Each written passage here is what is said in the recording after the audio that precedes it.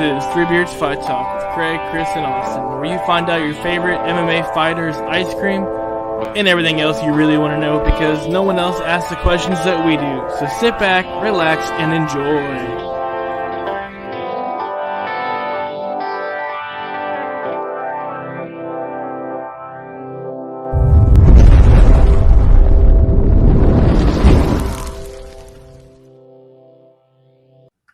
All right, and welcome to the Three Beards podcast. My name is Craig, along with me, Austin and Chris. This episode has been brought to you by Broad's Beard Care. Amazing beard oil, premium, all natural, and essential oils. Kelly Brought makes these themselves through the slave laborers known as gnomes that he keeps locked away in his house. So soon we will be kicking off a little drive where if you purchase a nice bottle of our signature blend from Kelly, this is going to help feed those gnomes so that way he doesn't have to keep them locked up in cages, just kind of throwing cat kibbles at them. It's just not nice. It is really sad. So, buy some free. So get some Broad's Beard Care. Go to broadsbeardcare.com and buy some beard oil. Come on, save a gnome's life. Come on. All right. After that, the perfect introduction for a newly bearded one, Mr. Chris Fernandez, a.k.a. Rhino. How are you, sir? Uh-oh, we don't have any volume. Oh, no. Oh, no. All right, so as this happens, we might have to have you just come back out and come back in. See what happens if you can hear that. Yep, he's going to try to do it. All right. Anyway, so, yeah, we'll get with him. So, everybody I said it was pretty cool. Ask him, but yeah, when we were talking about that beard oil that just came out, go check out Kelly. He's a local craftsman here in the Winter Garden, Florida area. Amazing beard oil. With all seriousness, as I said, it was one that we really enjoyed using, and more than happy to talk about him. And I think we got him back. Oh, no, he's still not. Here's Chris. Oh, what happened? We still don't have any volume. How about now? All right. What happened? We had him. We were talking with him right we before just talking, then we go live, and then we lose him. How does that happen? So we got a lot of people. So basically, what we're going to be doing is apparently, if anybody can go over and translate sign language, we'll get a translator here. We'll get one for him, and we'll try to do this. Yeah, we'll try to do. So what does he have to do? Because he can hear us. So. Try exiting out, and then. I hear something right there. Is that you, or is that Chris? No. Yeah, can you hear us now? Can you guys hear me now? Yeah. There we go. All right, cancel the translators. We don't need the sign language people. We're good now. All right, we're back. All right. That's awesome. So, freshly bearded one, the Rhino. I said he just has joined us in the fold here. So we're going to have to get him some beard oil so that way the missus can figure out what blend she prefers, and that way. Oh yeah. Because that's what it is. I mean, when somebody's snuggling up to you, they got to like the scent, So. He was the one who actually bought my whole kit that I got it because I didn't know nothing about how. There you go. Nothing. So the support was there. Nice. That's yeah. Great. So we're bringing up. So you, sir, are a dispatcher for a hospital down Jackson South, down near Homestead, correct? Yep, that's right. So has life been nice and hectic for you in the last 3 months?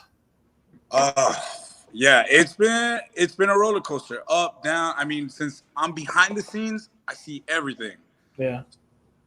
It's kind of crazy. The curfews, you got to be here. Sometimes I do a good 3 times a week. I'm doing about 16-hour work days. Wow, God. Wow, jeez. So where do you find time to train? Man, it's been really.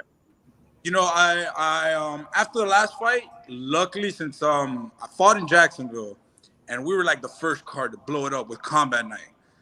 Mm-hmm. Like he did everything possible to make that card go, get paid. Weight cut was pretty hard because the gyms had just closed down, maybe like 3 days before my weight cut started. So it was a little crazy. But then when everything shut down, I anxiety went pretty bad because there was no form of working out. Yeah. It was just coming to work and going home. Come to work, go home. You know, and me, like, my weight's always been up and down. So I was like, you know, how do we do this? You know, I train close to the hospital here at Daniel Perez, Brazilian Jiu-Jitsu. He's a Damian Maya black belt. And he's had my back for a long time. So he kind of has the same thing going on. He gets a little anxiety when he can't train. I mean, I'm pretty sure all of us do. Yeah. The key is left under the mat, so you could go check on the gym occasionally. So we found out. Do like a welfare check. Yeah. Hey, I think somebody might have left the door open. Would you mind go checking that for me? I don't care if I want you to check out the whole gym. Make sure everything's good before. Did you get? Oh yeah, so I was there for about 2 hours checking everything out. All right. Someone didn't clean the mats when we got there, so I don't know what happened.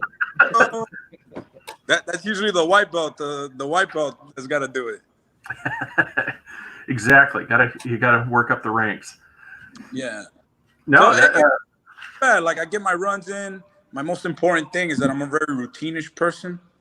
So, like, working out is big for me, especially after losing all the weight and everything. It's been kind of rough, and at least at the gym where we do jits with Danny, everything is safe. He makes sure everything is good. He's always got my back on that. Sometimes we've had to pull the plug because of the authorities and stuff like that. But he maintains everything correctly, so we're able to continue, not have to shut down completely like other places. Nice. Are you currently training, like getting ready for when they're back up and running, or is it kind of on hiatus for you right now? Right now, it's kind of I'm in the middle right now. I do a lot of strength and conditioning, and I'm able to get my hits and all that. I haven't set a fight date or anything coming up because of just everything crazy here in South Florida. It's been crazy. Oh, you open up those, it's hard to find gym partners, especially like when you need bigger gym partners close to that 200 mark. It's very difficult, and some guys are just like scared. I work at a hospital, so people are like, hey, you're around people freaking out for no reason. So it's kind of like back and forth on it. I mean, I'm ready to go strength and conditioning, I could say, very easily, but there's nothing compared to the on the mat training part. Oh yeah, well, we were talking about that a couple shows ago. It was plainly evident in that last UFC 251 when Paige Van Zandt got armbarred right in the instant of the match. It's just being a kind of newcomer, I was just like, wow, I was surprised. And the guy that we were on there, he was like, no, I don't, I'm not surprised about that at all, because all she's been doing is TikTok videos and Instagram. And he goes, that she hasn't been, like you said, you you don't see the actually on the mat training. And she got armbarred, right? She's like, yeah, that's what happens. And I'm like, I actually didn't think about it that way. I was just like, you think you kind of have all this training prior that you're going to kind of come in it with, you're going to have some rust, but I didn't think it was going to be that rusty. Yeah. Always live by it. You got to have somebody, you got to have these guys in the gym who kind of whoop on you and take you to that max in order to what the deep waters are. Yeah. My brother's a brown belt, and he's a smaller guy. I even go with him. And, if you don't got those guys there to push you, there's no way you can get in that cage. You're getting locked in there for 15 minutes. You got it. Can't hear you. Yeah. Yeah, I know. Because for me, it's the little training I have. That was one of the things I always did. Came in as a white belt. I don't want to train with other white belts and yellow belts. I wanted, the black belt over there. I'm like, no, beat me up. Because I'll know. I go, I'm fighting against somebody else in my same weight class. I go, they're not going to be able to tell me if I've made a mistake. I'm going to think I did it right. Where the black belt, all of a sudden, as I'm tapping out, I know I screwed up. They choked you in the rear naked choke, and you're like, ah. Yeah, it's like that fight on Saturday where the girl screwed up and she got herself into that leg bar and got her knee extended. Man. Yeah, the bar was horrible. I still feel sick in my stomach every time I see that picture. It pops up there. I'm like, I got a question for you. After what is the mindset after coming back off with 3 back-to-back losses. I mean, where you got to work a little bit harder in the gym, or what is the mindset? I mean, I've looked at some of your videos. You got great technique, but coming off with 3 back-to-back losses, what is your strategy moving forward? You know what? I'm definitely actually in the last one. I know it didn't last that long, but I think He said it didn't last that long, but you know, I kind of take this game for what it is. I mean, sometimes you're gonna get whooped, sometimes you're gonna win. Yeah, Simple. exactly. I just started working like straight on my stand-up this past camp, and it was like straight Muay Thai, a Bushido Muay Thai. And a lot of guys thought I did better stand-up wise because it's the natural wrestler, the jab, overhand. Let's take you down. That's kind of a lot of it went through. Now I kind of see it like wrestling. I didn't start winning for wrestling for a while because I had to learn how to walk. Yeah. So now I feel more comfortable with the hands. Now it's it's good, and I do it to compete. I like to compete. I like the Mike Perry mindset. he said he got the hand game, so it's game over now. We'll definitely tune into your next fight. You say you got a hand game, it's game over now. Okay. I mean, it's just just want to know how you. So middleweight, is that where you like to fight at? About middleweight, or are you looking to moving up, or are you wanting to stick around there? All right. So the funniest thing is that no matter, I don't think I'm very big on my coaches. If my coaches tell me to do something, I'm gonna do it. I don't care how ridiculous or stupid I look. Let's just do it. So when I fought my amateur days, I was a small heavyweight. Then I moved to light heavyweight. Then I got to light heavyweight, and that was my first pro. And I realized, whoa, these guys are really big. Tell me about it. I mean, you were fighting heavy. Sorry, Chris. You were fighting heavyweight, and you put on 40 pounds, almost more than 40 pounds. Yeah, my amateur days, my heaviest weight I walked around that was at 315 pounds. Wow. You don't look like 300 close to that. I mean, what you about 260 now? 235, 260? No, my walk around weight right now is about 215 to 220. Okay. Oh, okay. So my thing is, we all joke about fighting, blah blah blah. I mean, I would love to fight, but there's no way I'm gonna be able to get down to what's gonna suit me, because I'm 5'6", 230. So that means I'd be going against you, and you're at least 6 foot. So that wouldn't work. That wouldn't work out well for me. So I'm like, hey. He just want me to drop him off. I mean, he's calling you fat. I mean, no, I'm not calling him fat by all means. I'm saying I'm 230 and I'm 5'5". So that means I'd have to go up against him, and that wouldn't work out well for me at all. his hand on the forehead as he's sitting there swinging, trying to get. He's like, all right, listen.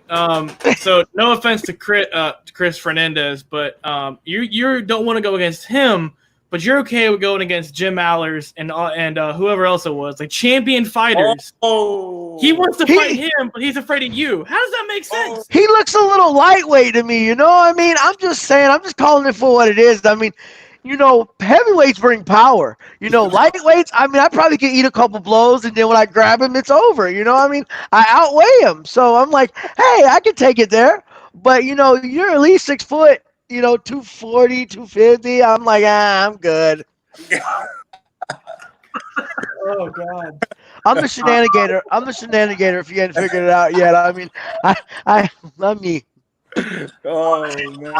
No, I completely understand, because when I fought heavyweight, I used to think like that. I used to be like, I'm the small heavyweight. I don't care. I'm gonna come and I'm gonna try and do my best or whatever. And I'd see these guys and I'd be like, holy crap! Oh yeah. No, so I'm 5'11". I think one of my amateur fights at heavyweight was against a fighter called Robert Brothers, and when they called both our names, he took off his shirt. His muscles had muscles. I was like, what the hell? And then my top of my head was at the bottom of his chest. Wow. Oh, wow. Yeah. Those heavyweights are scary, man. That's like the thing where you flex and then you see the other arm flex out of the bicep. You get that. That's great.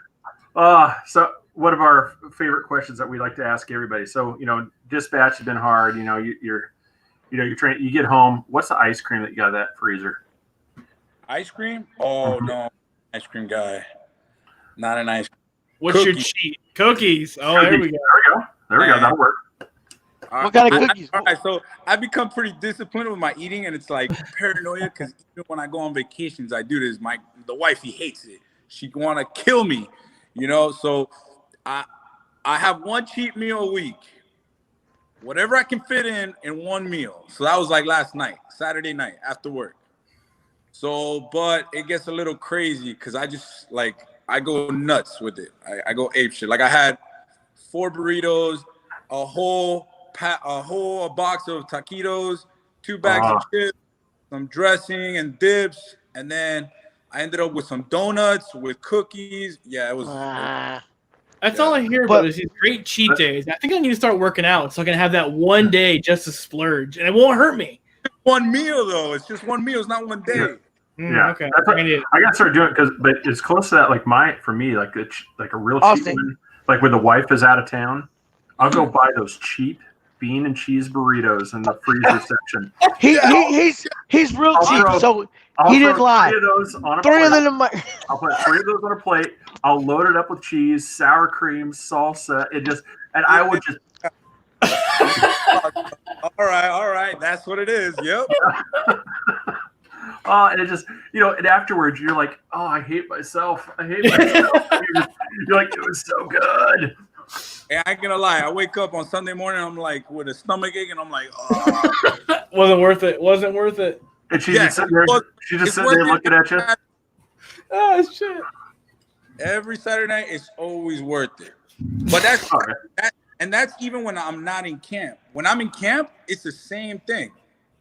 I do the same exact thing in camp. I measure all my food. I have that cheat meal every Saturday night or every Sunday night, and it goes good. My strength coach over at the Swing Lab in Doral, Emilio, he's like, he doesn't cringe too much because I'm responsible. I'll go and run. I'll go and do my thing, but I'm getting my cheat meal that Saturday night. Yeah. Austin, you hear that? One cheat meal, not a cheat day, a cheat meal. Every day is a cheat day for me. I cheat every day. I mean, so I cheat every day. Honestly, my goal for a cheat thing is to be able to fly myself to Rome in a pimp robe, hop out, get a pizza on my way to a fight like Masvidal. I was like, dude, he showed up in that robe. He had the pizza in front of him. I'm like, man. I go, if that's not, I mean, obviously the fight didn't turn out like he hoped to, but it was still. You want to show just like everybody's freaking out. Oh, he's not going to make weight. I'm like, dude, he just ate a pizza. He just kind of like, yep, made it. If you can eat a pizza before weighing in, wow. Yeah. I mean, I think he sold. I think he sold himself a little bit too much. He said, "I'm gonna baptize him." He didn't baptize him. I mean, it wasn't a baptism. It was more like a little drop of water. I mean, I had to, redo it. That was 6 days notice. I'll give him another rematch. But yeah, I think so. I think he's gonna get that rematch. So you fight at light heavyweight? That's you're not middleweight. No, I actually like fighting at 85 because the guys ain't so big. I'm not doing that. All right, we don't usually ask the question because everybody asks the same question. You said you walk at 215. You fight at 185. How are you dropping 30 plus pounds? Woo! All right, so the trick is you just gotta run a lot. It makes you. He wants to know for himself. That's what he wants to know about. There's not. Because he said. He's like, seriously, how do I get from this to you? To this to you. You guys can do it in a couple of days. So just give us a secret. Come on. How do I get from this to you? Yeah, I usually start out. I've actually started when I first did it. It was with Emilio at the Swing Lab, and I started off at 240, and I was kind of suspect because I was always doing stuff on my own, and he guided me through it, kind of put me in the way, and we made it happen. Like there was no joke. Call, text him. Hey, the weight is this, the weight is that, the weight is this. Even at work here, I get in my 7 meals a day. Even if I got to walk in a bathroom to eat, it's going to happen. I'm going to crack. That's crazy. So you eat 7 meals a day. So basically small proportion meals a day, right? Yeah. The worst and best time I would say is when I go to bed because I know that it's going to be like 6 hours till I eat again. Okay. Yeah, no, I know. Discipline. I need it. I need it. I want to get a snack right now. Like I'm just like, oh man, I just want to. I know. So hard right now. Yeah, it's hard when you have people on. It's just it's like Austin had when we had Rodolfo Roman on here, and he was started talking about all the hill stuff, and Austin's got M&Ms on his counter right there in front of We were getting ready for the show, and I'm stuffing my face full of M&Ms. He's like, "Oh, I eat these healthy smoothies." I'm like, "Oh, great, makes me great." Yeah. Oh God. Yeah. It's man. This is we're just no. So I've looked. So your Combat Night is the one you're currently under contract with. Is that who you fight with? Yeah, with Combat. I've always fought with Combat Night. They gave me a shot, Mitchell. When Josh was around too, I used to train with him at MMA Masters. That was one of the places I was at. And Josh, actually, my little brother. It started because my little brother was gonna fight, and he was like, "I think you could fight this and that. Let me put you in contact." So he put me in contact with one of the guys who used to be the matchmaker at Combat Night, and I was just a big like, I don't want to get punched in the face. Like that looks like it hurts. So, Yeah. so did your little brother end up fighting? Yeah, actually, my little brother. You would never think he's my little brother. My little brother fights at 135. He's a bantamweight. Okay, we'd love to have him too. I mean, we'd love to have the co-conspirator to this on this. Yeah, so he put me in contact, and then I was just like, "Oh crap, man! Damn, what did I do?" And when I got to the venue, I was like, "Oh boy, Oh boy, oh this boy!" is happening. Like there's no way out at this point." So you had all type of butterflies when you walked down to the cage. You got taped up, and you're walking down to the cage. You're like, "Oh shit, it's about to go No, down." I didn't even realize at that time. I walked out to the cage, and I remember that night because it was in downtown, and I walked out to Meek Mill's Dreams and Nightmares. I got in the cage, and this is no lie. I got in the cage. First round went down. We got to the corners, and here I got my coach yelling, "Hey, you got to do this. Hey, you got to do that." I'm looking around, and I was just like, "Yo, where the hell did all these people come from?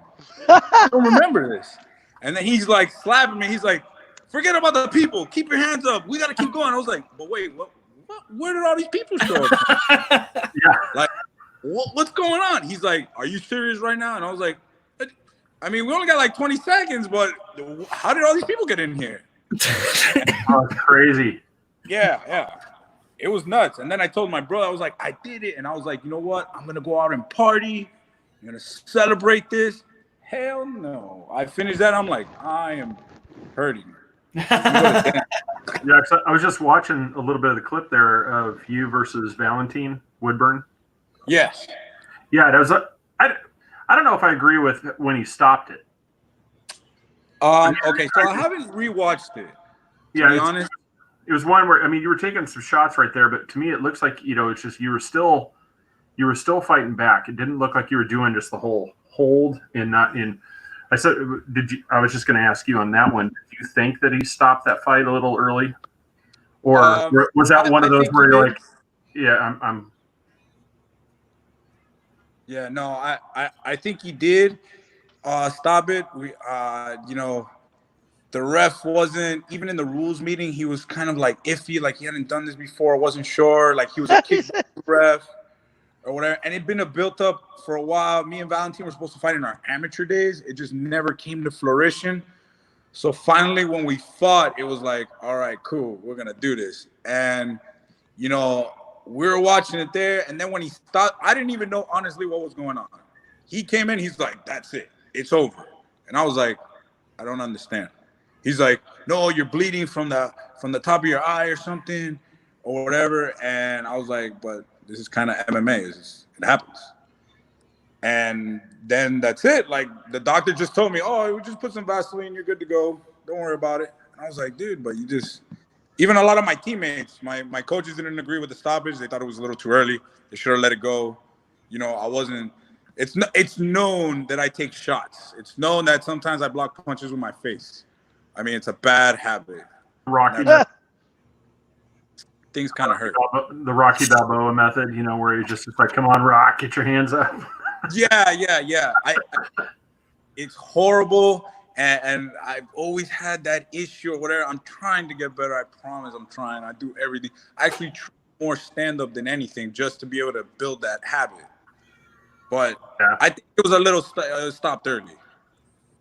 Yeah, no, but hey, dude, regardless, it's like your record is I said, even with that stuff, I mean, man, I get talk to you because it's more than I'm willing to do. I'm not willing to step in there and take those blows. So that's records don't mean shit. Yeah. Nah. You know what? It's just the way it is. You know, like people look at it worse, and I believe this because in MMA, it's win and loss. And when you lose, you literally get your ass whooped. But like football, there's a winner and a loser because they're not really hitting each other. It's just, oh, he scored more points than me. You know what we've talked about with a couple other guests. You know what really bothers me is when the judges score a bout and the opponent who literally got beat to shit, he's looking like, I won it? What? WTF? What? I won? Let me celebrate. Dude, I'm literally getting my ass whooped, and I thought I lost. But the judges say, we scored the bout, 54, and they're like, oh, shit, I won. Wait a minute. He's looking lost like, dude, did I really win, bro? Like, what the fuck? Did I win? And he's confused. So the judges got to be sitting back like, dude, did we just give it to this guy? And he was confused. He didn't even think he won it. I mean, I just don't understand that. That's one of the things that I can't understand. Like, I mean, I play it. I'd be like, yeah. I want confidence. Now, when I get to the back, I'd be like, holy shit. Did I really win? What did they see that I didn't see? Well, I think isn't that kind of the mindset when everybody you always see them like after the fight, everybody's always like I'm like I going around like I won. It's almost in a way is it kind of like pumping yourself up, but at the same time maybe you're going to try to sway the judge. I think that I think that's a wrong mindset, but that's the mindset judges look for. Like, are you going to score for the guy that looks good or the guy who's like dying for his life at the end? But if they're not, they gave it everything they got. I mean, that's to me. Exactly. No, I said it was, watching these ones, and I might tell you this. I've told a lot of people, if you get a chance, post your videos. I'm like being one of the people new to the game, looking at all these things. I'm looking for your fights, and I've got one. Yeah. To watch on YouTube, and I'm like, you post them up there. I go because I like watching the clips. Like they're like 2 minutes, so I can bust through those things easy and watch all of them. But yeah, getting to see some of your clips. I mean, like that one.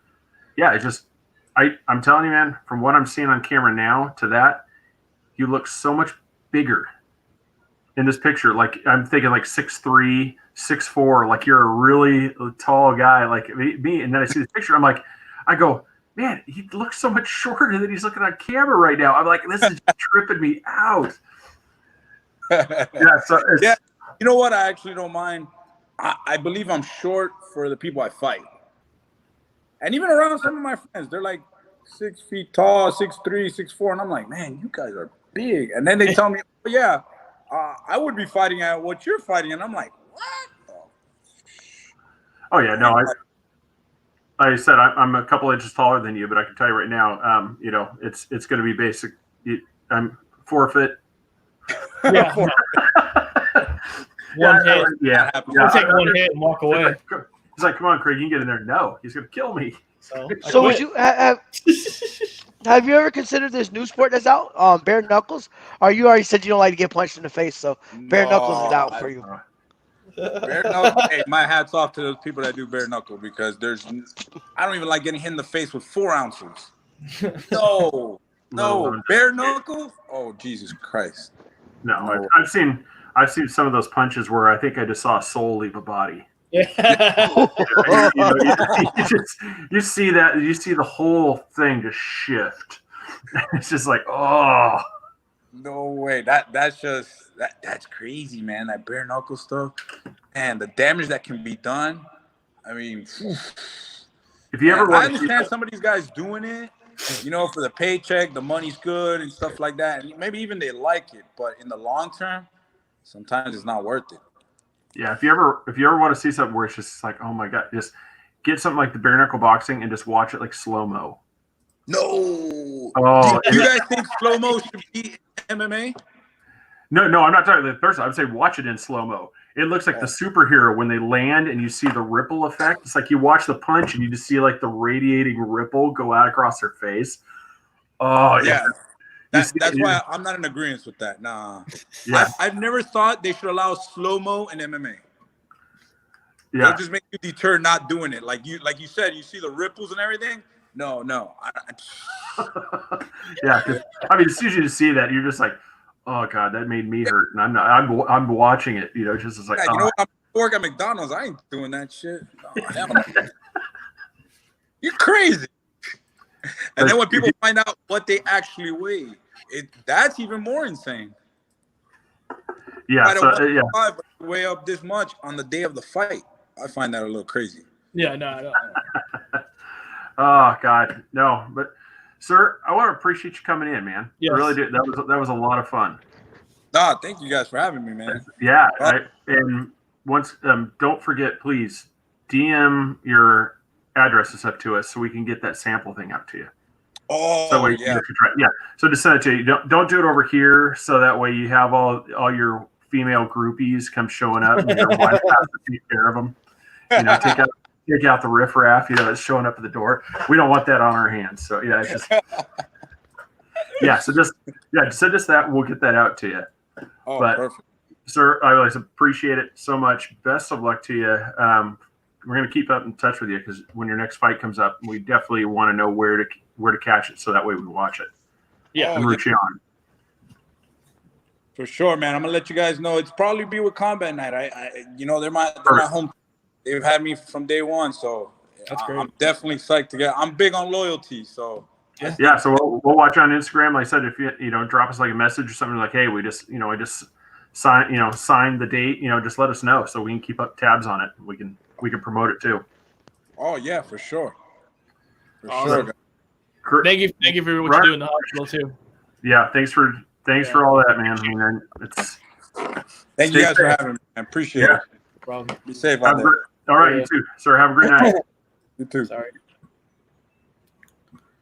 Boom. All right. This episode was brought to you by Broad's Beard Care.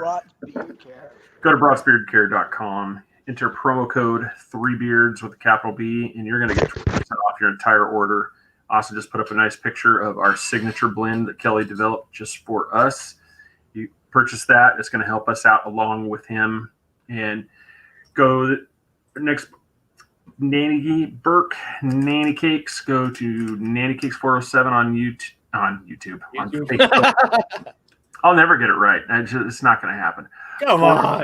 923-2898. Give her a call here in the Central Florida area.